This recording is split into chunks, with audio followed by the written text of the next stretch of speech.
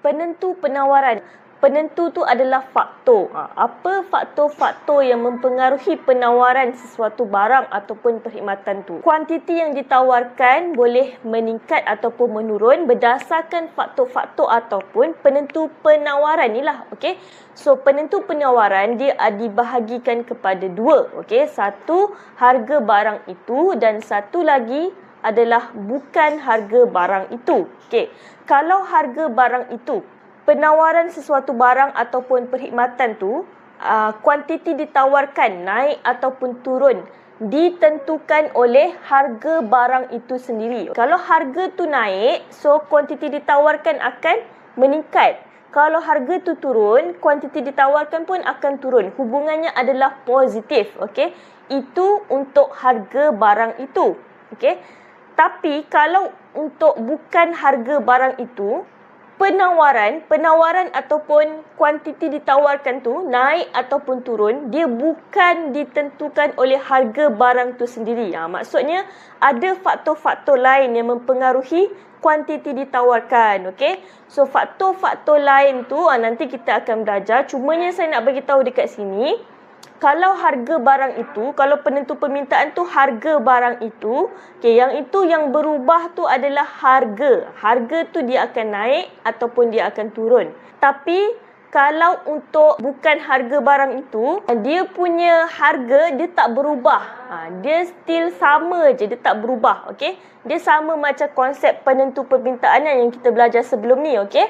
So sekarang ni saya nak terangkan part bukan harga barang itu. Okay? Sekarang ni saya nak korang faham apa faktor-faktor yang mempengaruhi kuantiti ditawarkan selain daripada harga barang tu sendiri. Okay? So faktor-faktor ataupun penentu penawaran untuk bukan harga barang itu, saya tingkatkan. Macam biasa saya akan bagi formula ataupun short, orang kata short formula lah. Macam sebelum ni penentu permintaan pun saya dah bagi short formula kan. Kalau penentu permintaan tu JCMPHD. Kalau untuk penentu penawaran untuk bukan harga barang itu, formula dia ialah JCMTHD. Dia lebih kurang sama. Yang P tu tukar T. JCMTHD. J ialah jangkaan harga masa depan. C adalah cuaca. Lepas tu M adalah matlamat pengeluar. T ialah tingkat teknologi. H ialah harga faktor pengeluaran. D ialah dasar kerajaan. So saya terangkan sekarang yang J dulu. Okay? J ialah jangkaan harga masa depan. Okay, jangkaan harga masa depan ni maksudnya kalau firma tu dia jangkakan yang harga barang tu akan naik pada masa akan datang, so firma tu dia akan kurangkan pengeluaran output ataupun kuantiti ditawarkan akan berkurang. Okay, sebaliknya kalau firma tu dijangkakan yang harga barang tu akan menurun pada masa akan datang, so firma tu dia akan meningkatkan dia punya output ataupun pengeluaran. Okay. So hubungan untuk jangkaan harga masa depan dengan kuantiti ditawarkan hubungannya adalah negatif. Okay, ada benda yang mengelirukan saya kat sini, and saya yakin korang pun mesti keliru benda yang sama, betul tak? Okay. So benda yang mengelirukan saya dekat sini adalah dalam penentu penawaran, okay, dibahagikan kepada dua kan. Ada harga barang itu dan juga bukan harga barang itu. Okay. Kalau harga barang tu maksudnya kuantiti ditawarkan tu naik ke ataupun diturun, hanya ditentukan oleh harga barang itu saja. Okay. Manakala kalau bukan harga barang itu, kuantiti yang ditawarkan tu naik ataupun turun, okay, dia tidak dipengaruhi ataupun tidak ditentukan oleh harga barang tu, tapi sebaliknya ada faktor-faktor lain. Penentu penawaran untuk harga barang itu saya compare kan, saya bandingkan dengan bukan harga itu di yang faktor jangkaan harga masa depan. Dua-dua ni adalah harga, cuma ni adalah harga barang tu pada masa sekarang. Kalau yang ini pula, ini pun harga. Tapi ini cerita pasal harga pada masa akan datang. In future. Okay. So kita nak bandingkan dua benda tu. Okay. Apa jadi kalau harga, kalau kita ambil faktor harga barang tu buat masa sekarang, and apa jadi kalau kita ambil faktor harga yang pada masa akan datang. Okey. Kalau kita tengok harga barang yang sekarang ni dengan kuantiti ditawarkan, yang tu hubungannya adalah positif. Okey, positif di mana kalau harga naik, kuantiti ditawarkan juga naik. Kalau harga tu turun, kuantiti ditawarkan juga akan turun. Tapi kalau harga untuk masa akan datang, tadi harga sekarang kan, yang ni harga masa akan datang. Kalau ikut jangkaan harga masa depan dengan kuantiti ditawarkan, hubungannya adalah negatif. Maksudnya, harga tu tak confirm lagi. Cuma kita expect harga tu akan naik ataupun akan turun pada masa akan datang. Okay? So, kalau yang ni, jangkaan harga dengan kuantiti ditawarkan ni, hubungannya adalah negatif. Okay, negatif. Tadi positif. Yang ni negatif. Di mana, kalau kita jangka harga tu akan naik pada masa akan datang, okay, kuantiti ditawarkan akan turun. Okey, dia terbalik, naik turun, ataupun kalau kita jangka yang harga tu akan turun pada masa akan datang, okey, kuantiti ditawarkan akan naik. So, persoalannya dekat sini, kenapa hubungan yang ini positif dan kenapa hubungan yang ini negatif, sedangkan dia berkaitan dengan harga dan juga kuantiti ditawarkan. Okey, yang ni harga dan kuantiti. Yang ini pun harga dan kuantiti. Cumanya yang ini untuk harga yang sekarang, yang ini adalah untuk harga yang masa akan datang, yang kita expect. Macam mana dia boleh jadi lain? Okey, sekarang ni saya nak rungkaikan satu persatu. Kenapa hubungan tu berbeza? Okey, dia sebenarnya macam ni. Permintaan dan juga penawaran tu dia saling berkait rapat. Sebenarnya permintaan dan penawaran dia macam cycle tau, macam kitaran. Okey, korang boleh tengok dekat sini. Ni saya dah lukis siap-siap kitaran untuk korang tau. Okey, so tengok dia start daripada sini tau. Dia start daripada kuantiti diminta. Ni nombor 1. Okey, sekarang ni saya nak cerita pasal mask. Topeng muka kan sekarang time COVID, di mana semua orang dekat dalam dunia ni wajib pakai pelitup muka ataupun topeng muka atau face mask lah kan. Nak cerita pasal kuantiti diminta, katakanlah permintaan untuk pelitup muka tu meningkat.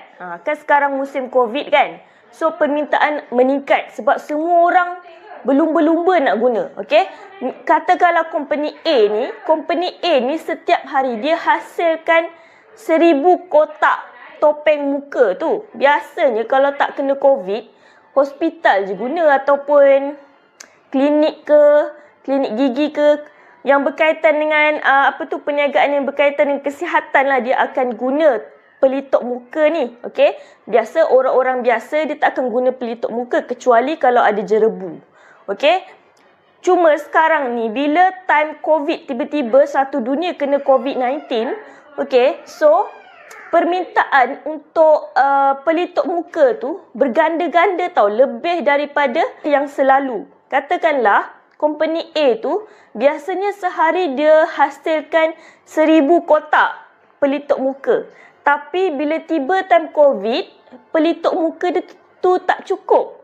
Okey, biasa dia hasilkan 1000, tapi 1000 sehari, 1000 kotak sehari. Tapi bila ada kes COVID-19 tu, permintaan pelitup muka tu meningkat daripada 1000 sehari, permintaan tu jadi 5000 sehari ataupun 10000 sehari contoh. Okey, so kalau kuantiti diminta tu meningkat, permintaan terhadap pelitup muka tu meningkat, apa jadi pada harga pelitup muka? Harga pelitup muka tu dia akan naik. Dia akan naik. Kenapa harga pelitup muka tu dia naik? Kenapa? Sebab berlakunya demand over supply. Demand permintaan, supply penawaran. Di mana dekat sini berlaku situasi di mana permintaan lebih daripada penawaran. Maksudnya stok yang ada tu tak cukup untuk tampung permintaan orang ramai. Okey, stok dekat company tu ataupun dekat kilang tu ada 1,000 kotak je untuk hari tu, tapi orang nak dalam 10,000. So tak cukup. Okey, apa yang akan jadi, harga pelitup muka tu akan naik. Contoh macam dulu masa mula-mula PKP 1.0 dulu kan. Okey, harga satu kotak face mask tu boleh jadi RM70, RM80, RM90, RM100 pun ada. Terlalu mahal. Biasa satu kotak face mask tu kita beli dalam RM20 je, betul tak? Okey, RM20, RM11 pun ada. Tapi bila masa COVID tu, tak pernah berlaku dalam sejarah kita lagi lah. Okey, bila time COVID tu, tiba-tiba satu kotak face mask tu jadi RM80, RM90, RM100 pun ada. Dia naik, harga tu dia naik mendadak tau. Sebab apa? Sebab demand over supply lah. Sebab permintaan tu lebih daripada penawaran. Stok tak cukup. Sebab tu harga dia naik. Okey? Itu hubungan dia. Okey? Dekat sini berlaku permintaan lebih daripada penawaran. Okey? Stok tak cukup dekat sini. Okey? Lepas tu, okey, ini peringkat nombor 2 lah. Okey, 1, 2. Ni peringkat nombor 3. Daripada nombor 2, dia pergi ke nombor 3. Okey, bila harga naik, apa jadi pada kuantiti ditawarkan? Kuantiti ditawarkan akan naik. Ini bahagian penawaran lah. Okey, bila harga naik, kuantiti ditawarkan pun akan naik. Maksudnya, bila harga pelitup muka tu naik, so pengeluar atau pekilang semua berebut-rebut, berlumba-lumba untuk hasilkan face mask. Okey, so diorang akan meningkatkan pengeluaran produk pelitup muka tu. Pelitup muka tu dia akan tingkatkan lagi keluaran. Okey, pengeluaran produk tu. Okey, so sebab tu kuantiti ditawarkan akan meningkat. Bila harga naik, dia hasilkan lagi banyak. Lagi banyak. So, lagi banyaklah dia akan dapat untung. Okey, yang ini dia apply konsep apa? Yang ini dia apply konsep hukum penawaran. Nampak tak? Kalau harga naik, kuantiti ditawarkan juga akan naik. Sebab apa? Sebab company tu dia nak untung. Kat sinilah dia boleh buat untung kau-kau punya. Okey? Lepas tu, step yang last kali ni adalah step yang last kali lah. Okey? Kuantiti ditawarkan, dia akan pergi kepada harga. Yang ini berlaku apa? Yang ini berlaku keadaan di mana supply over demand.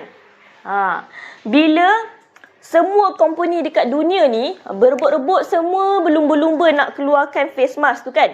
So, stok tu dia akan jadi banyak. Daripada mula-mula dulu tak cukup, sekarang ni stok dah berlambak-lambak, dah banyak. Okay, sebab semua orang berlumba-lumba. Semua company, firma berlumba-lumba untuk hasilkan pelitup muka ataupun face mask. Okay? So, bila kuantiti ditawarkan, bila stok tu dah semakin banyak dan banyak, terlebih-lebih, so dia akan mewujudkan satu keadaan di mana penawaran lebih daripada permintaan ataupun supply over demand. Okay? Penawaran lebih daripada permintaan. So, apa jadi pada harga dia akan turunkan. Dia akan turunkan harga sebab dia nak habiskan stok. Stok tu dah terlampau banyak. So, bila terlampau banyak, rugilah. So, cara dia nak habiskan stok adalah diturunkan harga. Bila harga diturunkan, barulah produk dia tu laku dan barang dia akan habis dijual. Okey? Nampak tak dia punya kitaran dekat sini? Mula-mula harga naik, lepas tu harga jadi turun. Harga turun, harga naik balik. Harga naik, harga turun balik. Okay, so ni adalah kitaran permintaan dan juga penawaran. Okay? Lepas tu, dekat sini, bila harga pelitup muka tu dah turun, maka kuantiti diminta pula akan meningkat. Nampak tak? Bila harga murah, orang pun ramailah nak beli, betul tak? Permintaan terhadap pelitup muka tu pun akan banyaklah balik. Okey? Dekat sini dia apply konsep hukum permintaan. Okey, di mana kalau harga turun, permintaan akan meningkat. Okey? Faham tak kat sini? Okey? Sebenarnya harga turun naik, harga tu dia sebenarnya berkitar. Dia dalam satu kitaran yang sama. Dia pusing-pusing tang tu juga. Orang kata pusing-pusing tang tu juga. Okey? So dia sebenarnya dalam satu kitaran yang sama. Harga tu dia boleh naik dan juga dia boleh turun balik. Macam tu, okey. Perbezaan antara dua benda ni sebenarnya dia berkaitan dengan cycle ni, kitaran ni juga, okey. Kalau harga barang itu, kalau yang part ni, okey, maksudnya harga tu, kalau harga tu diikut harga barang yang sekarang ni, bila harga tu meningkat, kuantiti ditawarkan akan meningkat. Bila harga barang yang sekarang ni menurun, so kuantiti ditawarkan akan menurun. Yang ni memang dia apply konsep hukum penawaran. Yang ini hukum penawarannya dia dekat sini bila harga naik, kuantiti ditawarkan pun akan naik. Okey. So, yang ini faham. Yang ni dia memang apply konsep hukum penawaran. Kalau yang tang ni pula, yang ini, okey, yang ini korang kena fikir sikit. Yang ni dia macam susah sikit nak faham. Tak apa, saya bagi faham lah. Okey.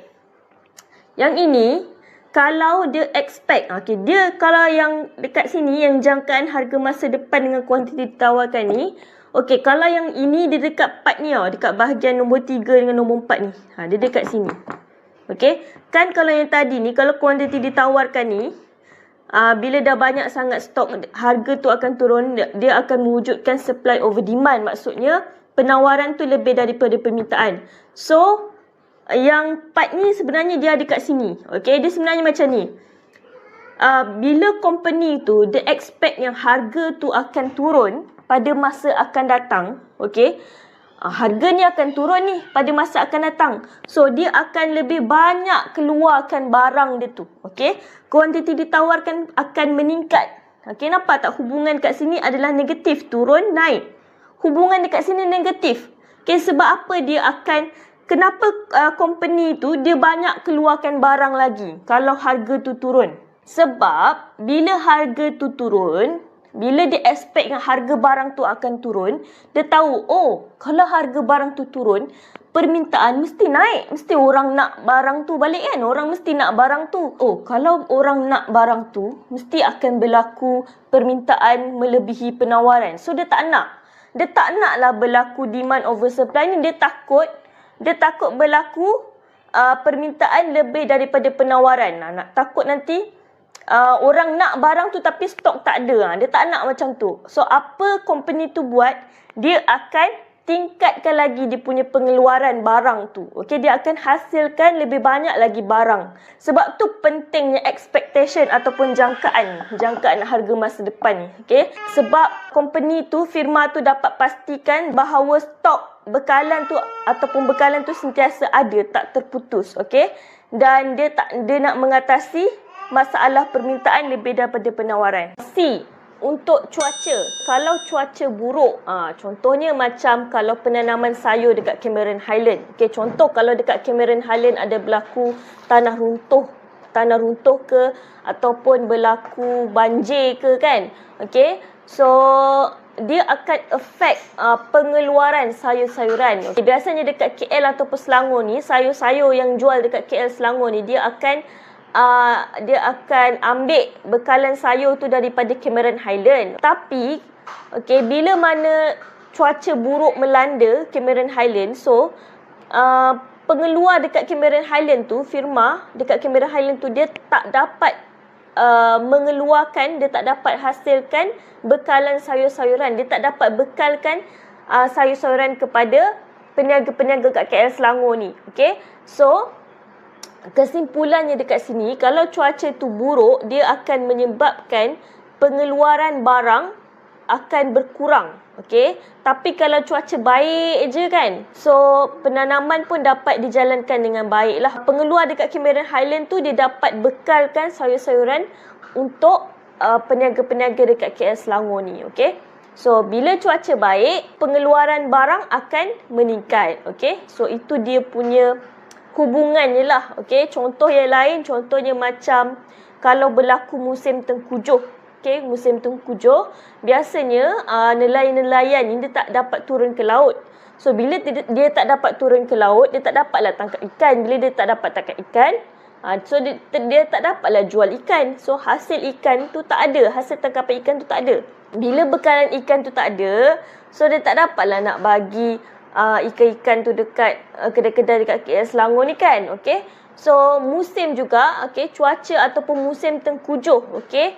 Macam musim tengkujuh pun sama. Bila berlaku musim tengkujuh, okey, kuantiti ditawarkan contohnya macam ikan kan, okey. So bekalan ikan akan berkurang, pengeluaran ikan tu akan berkurang. Sebaliknya kalau tak ada musim tengkujuh, okey, penawaran ikan tu akan meningkat, okey. So bekalan ikan tu akan banyaklah kalau tak ada musim tengkujuh. Faktor cuaca tu dia akan mempengaruhi kuantiti ditawarkan juga. Next seterusnya ialah matlamat pengeluar. Okey. So untuk matlamat pengeluar ni, okey, sebenarnya dia berkaitan dengan objektif utama pengeluar ataupun matlamat pengeluar itulah, okey. Biasanya pengeluar ataupun firma ni dia ada dua tujuan ataupun matlamat kenapa dia nak buat bisnes. Pertama sebab dia nak memaksimumkan jualan, dan kedua sebab dia nak memaksimumkan keuntungan. So jualan dengan keuntungan ni adalah dua benda yang berbeza, okey. Kalau jualan ni dia bermain dengan volume, okey, dia bermain dengan kuantiti barang tu lah, okey, di mana kalau company tu fokus untuk dia nak maksimaskan dia punya sale, kalau dia nak memaksimumkan jualan ni, dia kena hasilkan lebih banyak produk tau. Dia kena hasilkan dengan lebih banyak lagi, okey, supaya dia dapat buat sale, dia dapat buat jualan kau-kau punya, okey. Itu bagi pengeluar yang nak memaksimumkan jualan. Kalau dia nak memaksimumkan jualan, maka kuantiti ditawarkan akan meningkat sebab dia main volume kat situ, dia main kuantiti, okey. Bila pengeluar tu dia meningkatkan kuantiti, okey, bila dia hasilkan lebih banyak barang, maka harga barang dekat pasaran akan menurun. Okey, bila harga turun, orang pun ramai minta barang tu, orang pun akan beli dengan lebih banyak sebab harga murah, betul tak? Okey, so bila harga turun, company tu akan boleh lebih banyak, dia akan produce lebih banyak lagi barang, dia akan hasilkan lebih banyak lagi barang untuk memenuhi permintaan daripada pelanggan ataupun pengguna. Dalam masa yang sama, okey, firma ataupun pengeluar ni yang paling banyak keluarkan produk ataupun barang, dia yang akan menguasai pasaran. Bila dia hasilkan barang paling banyak antara syarikat-syarikat lain, so dia dapat menguasai pasaran, okey. Peniaga-peniaga kecil, okey, dia akan ambil stok daripada pengeluar tu sebab pengeluar tu dia akan bagi harga yang murah lah kepada pembekas sebab stok dia banyak kan. That's why dia boleh menguasai pasaran, dia boleh control the market, okay, sebab kuantiti yang ditawarkan tu banyak. Pengeluar ni dia boleh menguasai pasaran dengan menghasilkan kuantiti barang yang banyak. Kalau matlamat pengeluar ni untuk memaksimumkan keuntungan, maksudnya dia nak kejar untung lah ataupun profit. Okay, bila dia nak kejar untung, dia akan kurangkan dia punya kuantiti ditawarkan tu. Dia akan kurangkan pengeluaran output dia, barang dia. Okay? Sebab apa dia kurangkan? Sebab kalau firma tu, okay, kalau pengeluar tu dia nak hasilkan keuntungan, dia tak boleh keluarkan barang tu secara berlebih-lebihan tau. Penawaran barang tu dia tak boleh terlebih-lebih. Okay, dia tak boleh terlebih-lebih keluarkan barang. Okay, so bila dia terlebih-lebih keluarkan barang, nanti akan berlaku keadaan supply over demand ataupun penawaran lebih daripada permintaan. Bila penawaran lebih daripada permintaan, maksudnya orang tak nak barang tu pun tapi stok kita terlebih-lebih. Bila berlaku benda alah tu, situasi tu, okay, harga akan turun. Harga dekat pasaran akan turun. So, bila harga turun, company tu tak dapatlah untung. Cara untuk company tu maximize dia punya profit ataupun keuntungan adalah dengan cara mengurangkan output, okay, ataupun mengurangkan kuantiti ditawarkan. So, bila pengeluar tu pilih untuk memaksimumkan keuntungan, kuantiti ditawarkan akan berkurang. Penentu penawaran yang seterusnya ialah tingkat teknologi. Tingkat teknologi ni dia berkaitan dengan penggunaan teknologi. Kalau sesebuah firma tu dia gunakan teknologi yang lebih maju, teknologi yang lebih canggih, maka dia punya teknik pengeluaran tu dia jadi lebih cekap. daya pengeluaran tu dia akan meningkat. Kemampuan sebuah syarikat tu untuk menghasilkan barang akan meningkatlah. Kiranya firma tu akan keluarkan barang dengan lebih banyak lagi lah. Lepas tu, kalau firma tu dia gunakan teknologi yang moden, yang canggih, pertama, firma tu dia dapat kurangkan kos pengeluaran. Okey, contohnya kos pengeluaran, contohnya tenaga pekerja. Kos untuk ambil seorang pekerja ni sebenarnya mahal, okey. So, bila ada mesin ni dia boleh ambil alih tugas pekerja tu. Dengan adanya penggunaan teknologi, contohnya macam mesin kan. Kalau macam kilang tu ada mesin baru ke mesin yang lebih canggih, so dia boleh kurangkan pengambilan pekerja sebab dia dah ada mesin. Mesin khas untuk buat kerja-kerja yang pekerja tu sepatutnya buat. Kos pengeluaran tu dapat dikurangkan dengan mengurangkan bilangan pekerja. Okey. Lepas tu yang kedua, dengan penggunaan teknologi yang canggih, okey, bukan sahaja dapat kurangkan kos pengeluaran, tapi dapat juga jimatkan masa. Kalau company tu guna pekerja kan, pekerja tu buat kerja, okey, tenaga manusia ni terbatas. Okay, mesin tu dia dapat buat kerja dengan cepat tau. Mesin tu tak penat. Mesin tu dia tak penat macam manusia. Mesin tu dia boleh kiranya dia boleh buat kerja tanpa henti. Barang tu dapat dihasilkan dengan lebih cepat. Barang tu dapat dihasilkan dengan lebih banyak lagi. So, itu kebaikan kalau guna teknologi yang canggih, yang moden. Okay, dapat kurangkan kos pengeluaran. Lepas tu dapat jimatkan masa. Dan secara tak langsung, company tu, firma tu dapat menghasilkan pengeluaran output secara besar-besaran. Contohnya macam ada satu pengusaha ni, dia buat kuih ros tau. Kuih ros ni adalah kuih tradisional orang Melayu. Okay? Apa pengusaha ni buat? Dia beli mesin khas untuk buat kuih ros tu. Okay? So, apa hasil yang pengusaha ni dapat? Okey, dia dapat kurangkan pekerja. Pertama, dia dapat kurangkan pekerja. Kalau macam dulu, dia guna pekerja 3-4 orang. Tapi bila dah ada mesin tu, dia boleh gunakan pekerja seorang ataupun 2 orang je pun dah boleh jalan dah dia punya pengeluaran tu. Kalau sebelum mesin tu ada, seorang pekerja tu dia boleh hasilkan dalam sejam 100 biji kuih ros tu lah. Tapi bila ada mesin ni, sejam kuih ros tu, mesin tu boleh hasilkan 1000 biji kuih ros. Nampak tak? 100 dengan 1000. Beza kan dia punya kuantiti tu, jumlah tu berbeza. Okay?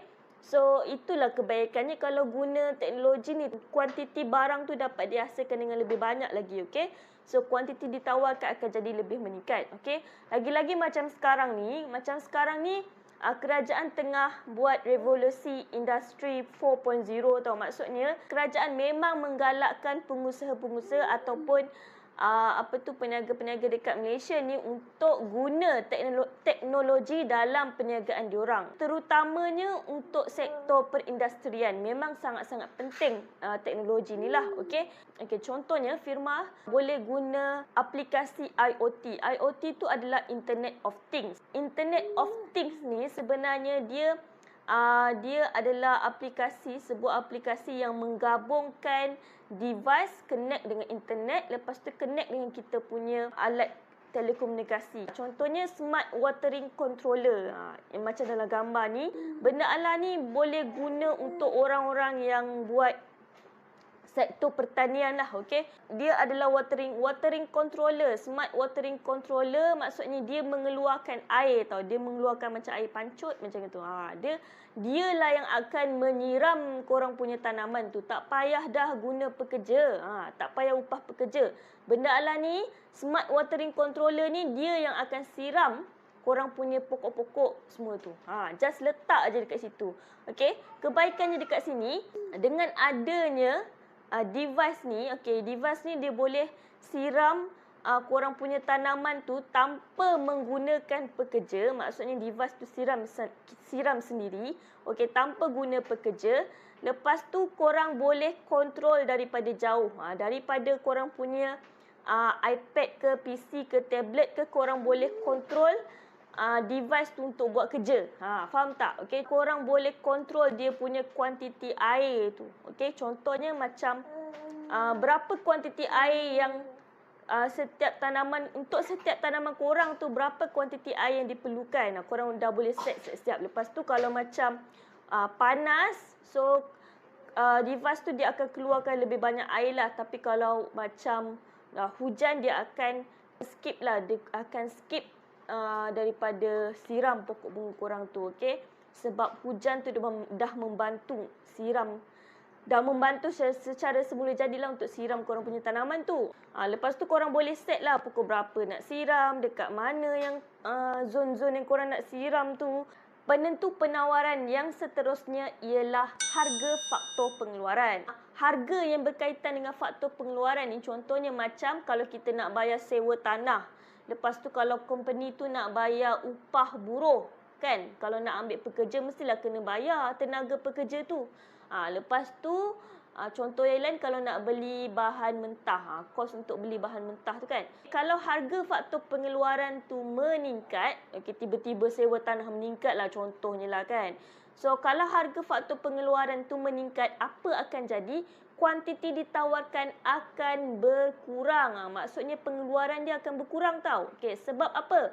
Sebab bila harga faktor pengeluaran ni meningkat, dia akan menyebabkan kos pengeluaran tu akan meningkat. Kos dia akan jadi meningkat tau. So bila kos pengeluaran tu meningkat, maka untung firma tu dia akan berkurang. Bila untung firma tu berkurang, so dia terpaksa kurangkan kos pengeluaran tu. Sebab dia tak nak rugi sangat. Dalam pada masa yang sama, harga barang yang dijual tu tak berubah lah. Still sama je. Sebaliknya, kalau harga faktor pengeluaran tu menurun, yang ni kebaikan pula pada firma. Kalau harga faktor pengeluaran tu menurun, maka pengeluar akan meningkatkan pengeluaran. Maksudnya kuantiti ditawarkan akan meningkat. Sebab kalau harga faktor pengeluaran tu menurun, maka kos pengeluaran juga akan berkurang. Bila kos pengeluaran akan berkurang, so firma tu akan dapat lebih banyak untung. Sebab tu dia lagi banyak tingkatkan pengeluaran. Kalau lagi banyak untung, lagi banyaklah dia keluarkan barang dia. Penentu penawaran yang last sekali ialah dasar kerajaan. Dasar kerajaan ni ialah undang-undang yang dibuat oleh kerajaan lah. So dasar kerajaan ni dia boleh menyebabkan kuantiti ditawarkan tu menurun ataupun meningkat. Contoh-contoh dasar kerajaan yang boleh menyebabkan kuantiti ditawarkan tu meningkat adalah seperti pelepasan cukai ataupun allowance cukai pelaburan.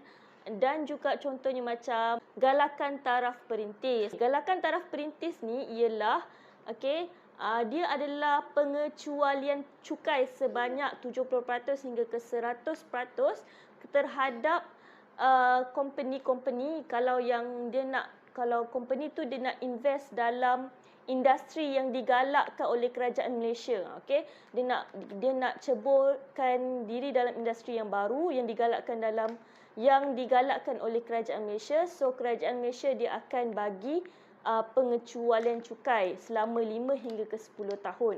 So itu adalah galakan taraf perintis. Kalau dia dah dapat galakan taraf perintis, dia tak dapatlah allowance cukai pelaburan. Dia sebenarnya allowance cukai pelaburan ni dan galakan taraf perintis ni lebih kurang sama. Dia kena dapat, company tu entitled untuk dapat salah satu lah daripada tu. So itu contoh. Contoh pelepasan cukai lain. Korang boleh tengok dekat Belanjawan 2021. Kalau dalam Belanjawan 2021 tu, kerajaan sebenarnya dia nak bantu industri pelancongan sebab industri pelancongan ni dia banyak terjejas dan juga perhotelan. Dia banyak terjejas akibat COVID-19 ni. So apa kerajaan buat untuk bantu diorang? So kerajaan dia kenakan pengecualian cukai perkhidmatan. Contohnya cukai perkhidmatan terhadap hotel, industri hotel. So, diorang tak payah bayar cukai perkhidmatan. Lepas tu macam industri pelancongan pun, cukai pelancongan pun dilanjutkan, tak payah bayar. So itu adalah contoh-contoh. Lain lagi satu, kerajaan juga dia akan bagi cukai kalau bisnes, siapa-siapa yang buat bisnes, siapa-siapa rakyat Malaysia yang buat bisnes kat luar negara.